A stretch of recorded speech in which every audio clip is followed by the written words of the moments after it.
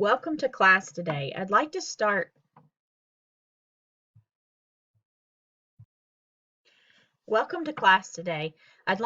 with the startup from the section 3.3, the second part on the remainder and factor theorems. So try these these four and then check your answer.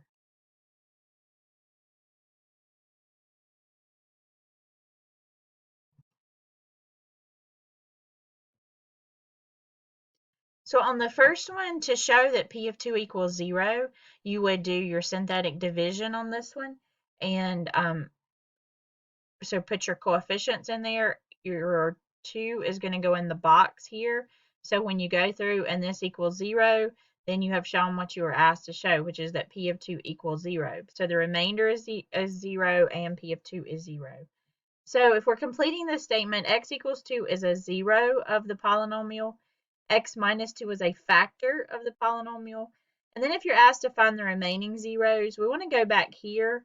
Since the degree of our original polynomial was 3, the degree of this reduced polynomial is going to be 2. So we're going to have 1x squared minus 3x minus 4. This is a quadratic that will factor. So we'll factor it, and then if we set each factor equal to 0, we get 4 and negative 1 as our remaining zeros. So our zeros for this were 2, 4, and negative 1. So 1 was given to us, and then we had to find 2 additional ones. Okay, so today we're actually going to be skipping section 3.4, and we're going to move straight into section 3.5, and this is going to talk about factoring and finding zeros that are not real. So we're going to be dealing with complex zeros and looking at the fundamental theorem of algebra. Okay, so the fundamental theorem of algebra says that every polynomial, and we have this expression for the polynomial given, with complex coefficients has at least one complex zero. So that zero may be a repetition. We'll talk about that a little bit later, but it has at least one zero. And then, so we're going to be asked to find those as we go through this section here. The theorem does apply to polynomials with real coefficients. So a real number is a complex number. So everything that we've been doing also falls under this umbrella of the fundamental theorem of algebra. Okay, so if we combine these together, we can have the complete factorization theorem. And basically this says if P of x is a polynomial of degree n greater than or equal to 1, then there exist complex numbers such that we can factor the polynomial. Okay, so that's kind of what this is saying, is that any polynomial can be factored over the complex numbers. Okay, so we want to start out here and look at factoring a polynomial completely, and we're using known factoring methods. So sometimes we're given a polynomial that is factorable, and we can do the factorization from this. So if we look at this, the first thing that we're going to need to do here is to see if we can factor this.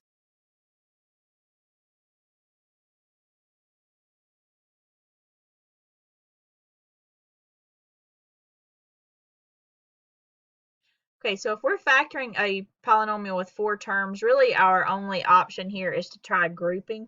So if I take out an x squared, and then if I take out a 1, because I do need to still take something out there, if I combine these together,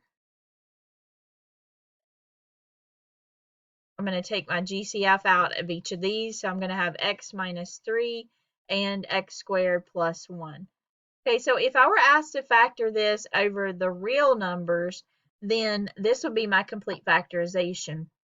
And looking at this, this is the only one that's going to have a real solution to it. Because if I set each of these equal to 0, I'm going to get 3. And then here, I'm going to get x's plus or minus I. So what happens is the only real 0 is 3. That's the only one that shows up as an x-intercept. So this plus or minus I is not going to show up there. But my question asked me to find the zeros. So my zeros are going to be 3 and also plus or minus I. My complex zeros always come in what we call conjugate pairs. So that means that here 0 plus I, and the conjugate to that would be 0 minus I, so they're always going to come as a conjugate pair, and that's this conjugate pair here. So in this one, it also said to give the complete factorization. So if we're going to give the complete factorization, what we want to do is we're going to convert each of these zeros into a factor. So that's going to be x minus 3, x minus I, and x plus I for the factorization. Okay, so previously if I asked you to factor it, you would factor it like this, and we would not be able to go any further with the factorization of this because we can't factor the sum of squares using real numbers. Okay, so but now that we can look at complex factorizations, we can split that into complex factors here, and so we can carry this additional step. You really can't get to the factorization without going through the zeros first. So even if it only asks for the factorization, you would want to find your zeros and then convert those into factors. Here's another one for you to try. If you feel comfortable with it, go ahead and give it a try. If not, then you can listen and follow along here. This one, we're asked to find all the zeros, and right now we're using known ways to get it started with the factoring methods that we know already. So if I look at this, I could take out a GCF. So if I look at my polynomial here, then I'm just going to recopy it first. So I can take out a GCF of x squared. So I'm going to be left with x squared plus 4. So this would be the factorization over the real numbers, but since I need to factor it with the complex factorization, I've got to go further. So I'm going to find the zeros first of all, and then give the factorization. So I'm going to set each factor equal to 0. Okay, so if I take the square root of both sides, I'm just going to get 0. And here, I'm going to have x squared is negative 4. So I'll take the square root, and I'm going to get x equals plus or minus 2i. So again, here's my conjugate pairs for the complex zeros. So my zeros are going to be 0 and plus or minus 2i.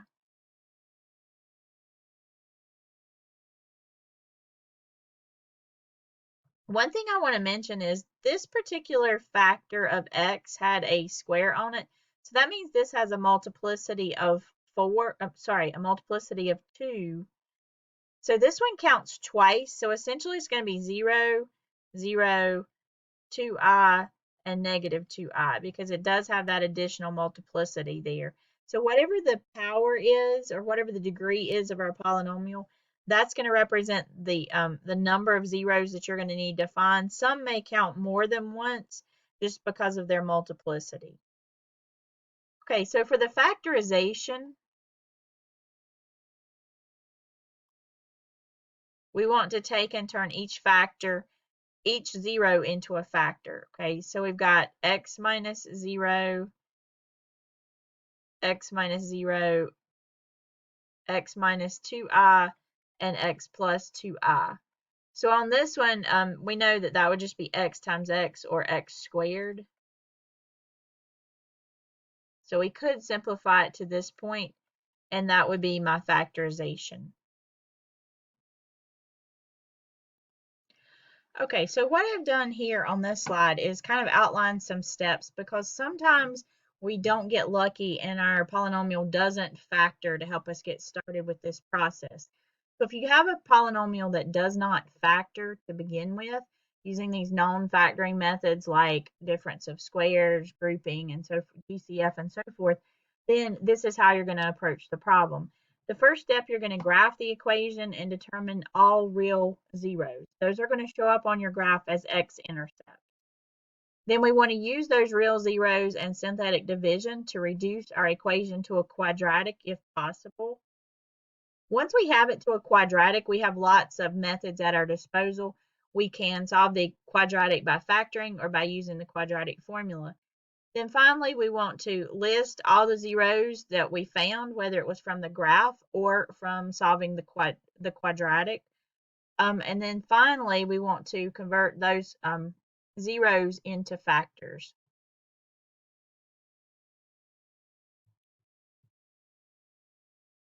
Okay, so here's an example, and I'll go through several examples, but we're asked to take this polynomial here and find all the zeros and then do a complete factorization. So the first thing that we're going to do, when I look at this, I don't have any factoring methods that will work. It doesn't have 4 terms, so I can't do grouping. There's no GCF. It's not a quadratic. So I'm pretty much going to have to revert to this where I look at the graph. So I've pulled up the graph here to show you what it looks like. So what I see here is I see an x-intercept at -2. So that means that one of my zeros is -2. I just have to find the others. Okay, so what I'm going to do is I'm going to take that -2 and I'm going to set up a synthetic division and I'm going to put the -2 here. So whatever my intercept is that I find, it's going to go here in the box. Set this up using the coefficients like we learned how to do for synthetic division and do your synthetic division. If it is in fact a 0, then this remainder should be 0. So if you're getting anything else, something is wrong. Okay, so we're going to write this then as a reduced degree polynomial. So we started with a 3rd degree polynomial. Now we're down to a 2nd degree. So with our coefficients, we're going to have 1x squared minus 2x plus 2 equals 0. Okay, so we want to take a look and see, does this now factor? And it does not factor, so we pretty much have to go to our quadratic formula at this point to solve this. So my quadratic formula, I'm going to do -b plus or minus the square root of b squared minus 4 times a times c, all of that over 2a. Okay, so I'll have 2 plus or minus, this is going to be 4 minus 8 is going to give me -4 over 2. So 2 plus or minus 2i over 2. And then that's going to simplify to be 1 plus or minus I. So my zeros are the -2 that I got from the graph, 1 plus I, and 1 minus I. Remember, the complex ones will always come in conjugate pairs. Okay, so the factorization of this, it looks kind of messy, but this is what you're going to write. You're going to have x minus, okay, so we're going to have x minus a -2, which is going to become x plus 2. I think we're comfortable with that at this point. Then we're going to have x minus, we're going to look at the one of these, which will be x plus I, and so you see that here. And then we're going to do x minus and do the 1 minus I and have that here. Okay, so our zeros we found to be the -2 and the 1 plus or minus I, and then our factorization is listed here. Okay, so we talked a little bit about multiplicities. A couple things here. You want to keep track of your multiplicity. So if you had a polynomial that looked like this, then 1 would have a multiplicity of 3, -2 would have a multiplicity of 2, and -3 would have a multiplicity of 5. And if we added all those multiplicities up, then it's going to equal the degree of the polynomial. So we have this zeros theorem, and it says every polynomial of degree n greater than or equal to 1 has exactly n zeros. So whatever its degree is, that's how many zeros it has, provided that a zero of multiplicity k is counted k times. So looking at this example here, the degree on this one, if we were to multiply this out, we would see that the degree would be 10. Because what I would have is I would have an x to the 3rd, an x to the 2nd, and an x to the 5th. So that's going to give me an x to the 10th when all this is multiplied out. So I'm going to have 10 zeros, but they may not be all different. Okay, so this one counts 3 times, this one counts 2 times, and this one counts 5 times. So if I put all those together, then I have my 10 zeros. It may just not be 10 different zeros. And that's what this theorem is saying. Okay, so here's some examples here of some different polynomials. So this would be a second degree polynomial, so we would expect to have 2 zeros, and we would if we count this 5 twice. This is a third degree polynomial, so we would expect to have 3 zeros, and in its factored form we can see that we actually would have 3 different zeros. Here we would have a fourth degree polynomial, so we would expect to have 4 zeros, and each of these would have a multiplicity of 2, so that's where we get our 4 from. This one, when it's factored, you can have the 0 is going to have a multiplicity of 3, and 1 would have a multiplicity of 2. The 2 combined together would be a combined total of 5.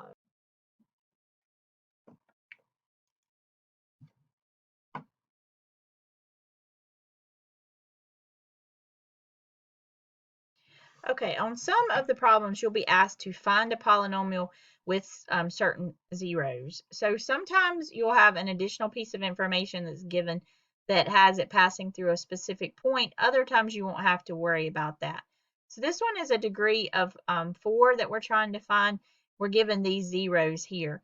So what I'm going to do is I'm going to set this up as p of x equals a times, and then I'm going to convert each of these zeros into a factor. So I'm going to have x minus I, x plus I, x minus 2, and x plus 2.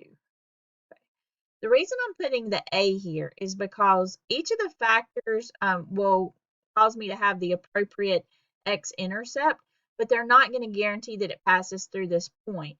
By putting the a here, the a is a vertical stretch on the graph, so it's going to stretch vertically to the point that it passes through this given point here, which is the point 325. So I'm going to go and I'm going to plug in, actually before I plug in, I'm going to simplify this a little bit here. So I'm going to multiply these two together and these two together. So I'm going to have x squared, inner and outer cancel. So I'll have minus I squared, and then I'm going to have x squared minus 4. So this is going to be a times x squared plus 1. Remember, I squared is negative 1, so negative 1 becomes a positive. Okay, so we've kind of got rid of our complex numbers, and we're down to just real numbers to work with. So if I put in this information here, that tells me that everywhere I see an x, I'm going to put a 3. So p of 3 equals a times 3 squared plus 1 times 3 squared minus 4. So p of 3 we're told is 25. So 25 equals a times 10 times 5. So that's going to be 50a. So a is going to be 1/2. So my polynomial then, I'm going to go back to this point here where I've already eliminated the i's. So p of x is going to be 1/2 times x squared plus 1 times x squared minus 4. Your directions are going to say to give a polynomial with integer coefficients. So you have to make sure you've gotten it at least to the point of getting rid of the i's. It's actually going to be better to go ahead and multiply all this out. So if I FOIL this, I'm going to have, or do a box, whichever you prefer, x to the 4th minus 4x squared plus x squared minus 4. So that would be x to the 4th minus 3x squared minus 4. And then if we want to distribute the 1/2 through, we can. We don't have to.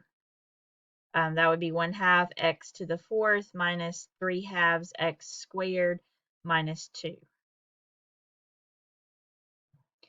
This is one that is very similar to what you may see on your homework. And so I just wanted to show you these directions. Find a polynomial with integer coefficients that satisfies the given conditions. So this one is the polynomial q. We don't have to put the a in front of this one because we don't have a point being specified. So we're just going to convert each of the zeros into a factor.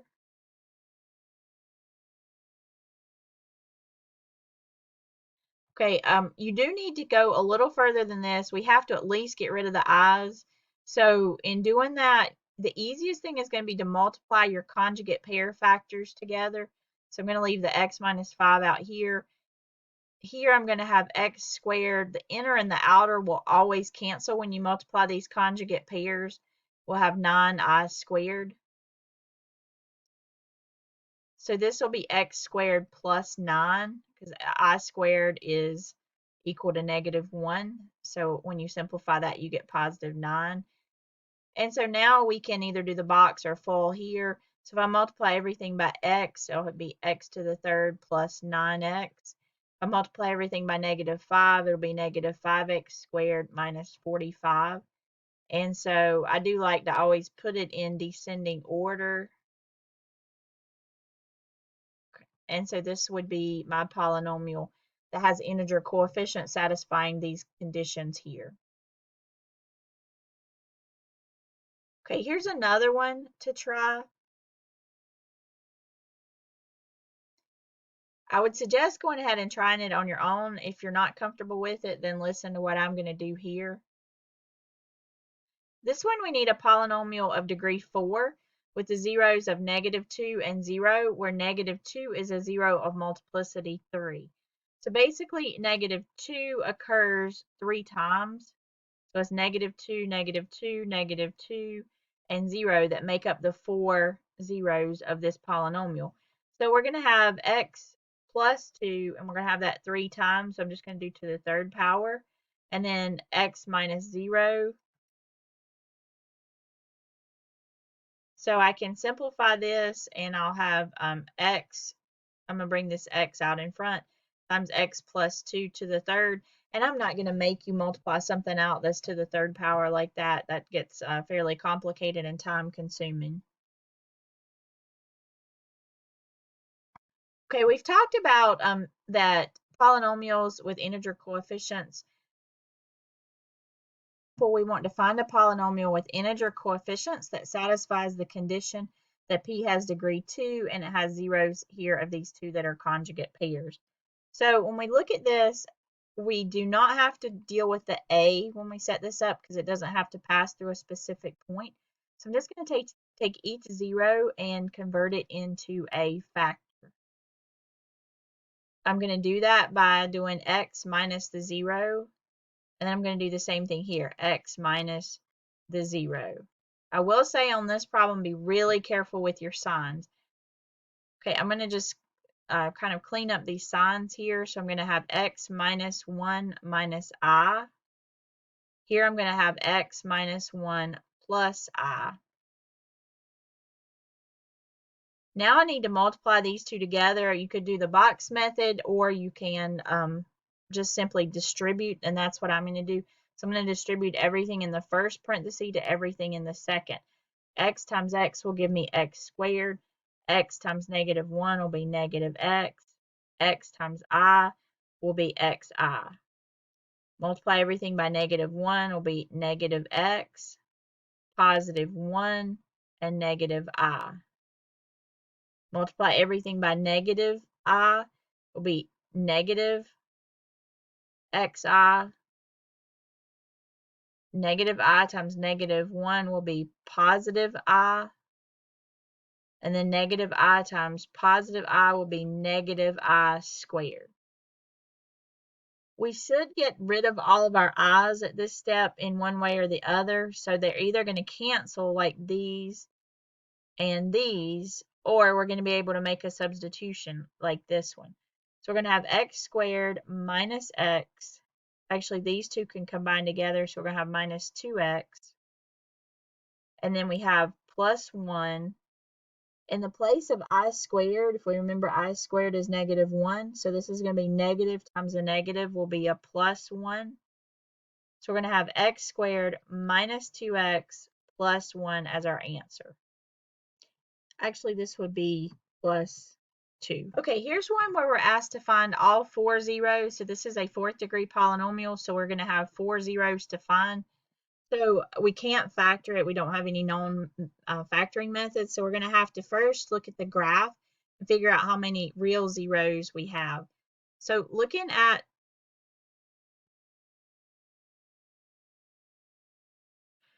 So in order to find our real zeros, which are our x-intercepts, we're going to put the equation in our calculator here, and we're going to look at the graph of it. When I look at the graph of this, it's pretty clear that it crosses at 2. This one is not as clear, so what we're going to do is we're going to do our second trace, which brings up our calculate menu, and we're going to find the 0. So the 0 looks like it's somewhere between -1 and 0. And I'm going to actually guess that it's about -1/2. That may or may not be correct. Okay, and it actually looks like it is here at -1/3. So -1/3 and 2 are the zeros that I'm going to need to use when I do this problem. So from our graphing calculator, we found that we have 2 zeros. The zeros are -1/3 and +2. So I'm going to start and I'm going to do synthetic division on this, and I'm going to use the -1/3. So yes, we are going to have to do some fractions. They won't be too bad. At least hopefully they won't. Okay, so we didn't have any missing terms, so we don't have to put any zeros. Let me see if I can do a straighter line than that. Okay, not a whole lot straighter. Okay, we're going to bring the 3 down. We'll multiply, so -1/3 times 3 is going to give us -1. We'll add here and we'll get -3. We're going to multiply these two and we'll get +1. We'll add them and get 0. -3 times 0 is 0. This will give me -12. -1/3 times -12 is going to give me +4. And so I end up with 0. And that's what I should end up with since I already knew that was a 0. Okay, now we're just going to continue with this, and we're going to put the 2 that we found here in the box. I'm going to bring the 3 down. I'm going to multiply, add, multiply, add, multiply, and add. Okay, so I would have expected this to also be a 0. So now what I've done is I've reduced it from a 4th degree to a 3rd degree to a 2nd degree. So I've got 3x squared plus 3x plus 6 that I've got left to solve to find the remaining zeros. So I could factor this potentially with taking a GCF out, but I don't think that's going to help me in the long run to get it simplified any further here and get it solved. So I'm just going to use the quadratic formula, so -b plus or minus the square root of b squared minus 4 times a times c all over 2 times a. So -3 plus or minus the square root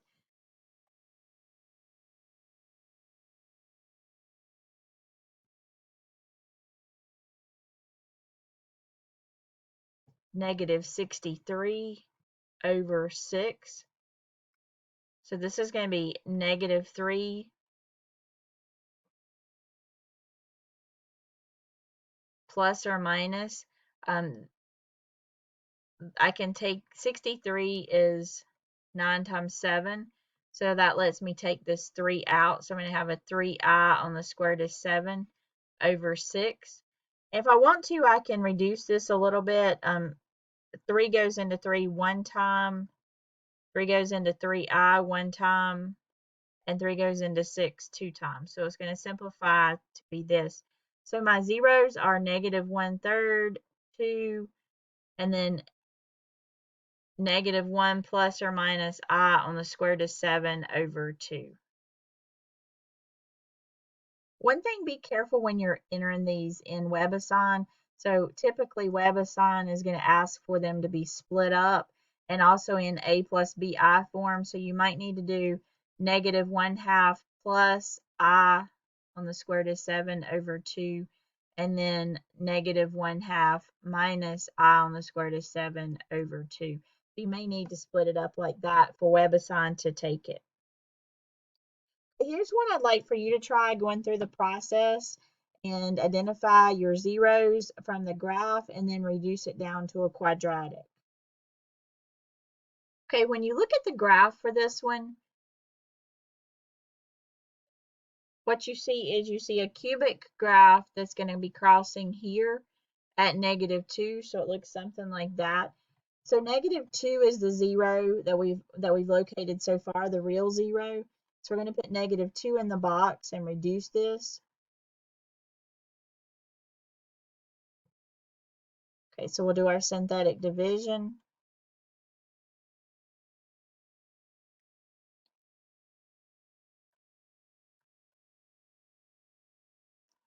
Okay, so this is going to be x squared plus 0x plus 4. So x squared plus 4. And this is one we can actually just solve even without doing the quadratic formula. So we'll have x squared is -4. Take the square root. Just don't forget your plus or minus. And you'll have plus or minus 2i. So our zeros are -2, positive 2i, and -2i. So if I was asked to do the complete factorization, we just want to convert each one of these into a factor. So that would be x plus 2, x minus 2i, and x plus 2i for the complete factorization.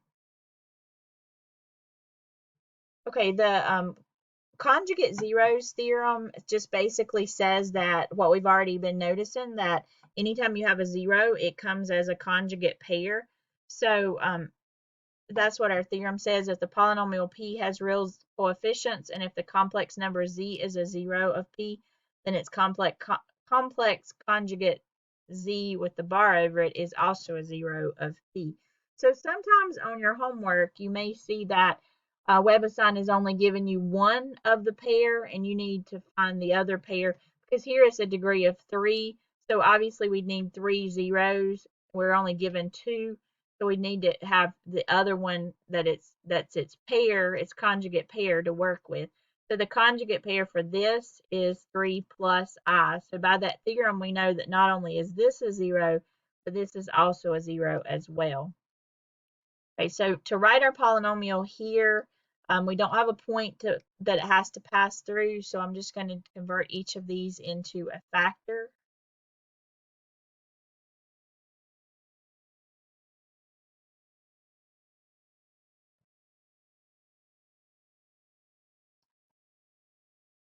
Okay.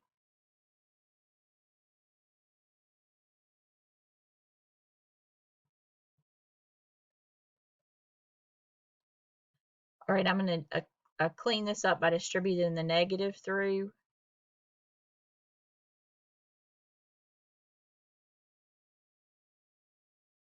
Okay, I'm going to go ahead and multiply this part together.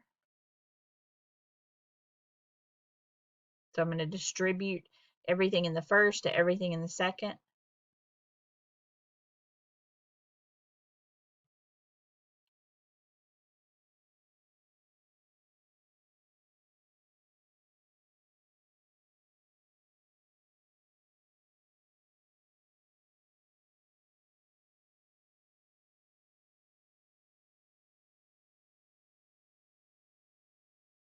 Okay, so I'm running out of room there, but hopefully we're going to get several things that cancel. So we have x squared. The 3x's will combine together to give us 6x. My xi and ix are equal to each other, so those are going to cancel. We're going to have our 3i and our -3i are going to cancel. We have a plus 9, and then here this is going to equal a positive 1, because a negative times a -1 will be a positive 1. So 9 plus 1 is going to give me 10. So I have to bring it at least to this point for it to have integer coefficients. We could carry it further if we wanted to go ahead and distribute here. We'd have x to the third. So I'm going to multiply everything in the second parenthesis by everything in the first. So that would be minus 6x squared plus 10x minus 1/2 x squared plus 3x minus 5. Okay, we can combine a couple of things together here. We'll have x to the third. Our x squareds will combine together, and we'll have -6 1/2, which will be 13 halves, plus 13x, and then minus 5.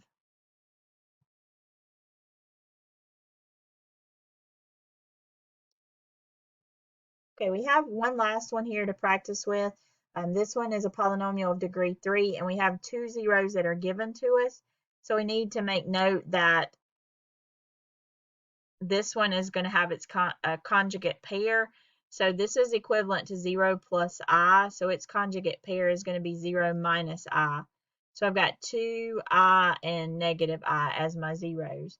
So my polynomial is going to be x minus 2, x minus I, and x plus I.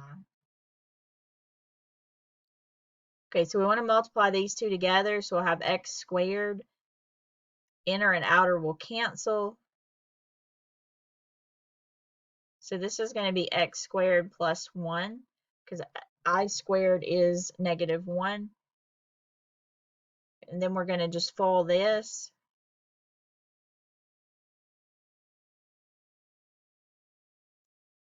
And put it in our standard form. And that should be our answer. Okay, if you have any questions, definitely come by for office hours or attend the Zoom session and try to get your questions answered. And I'll be glad to help you. Hope you have a good day.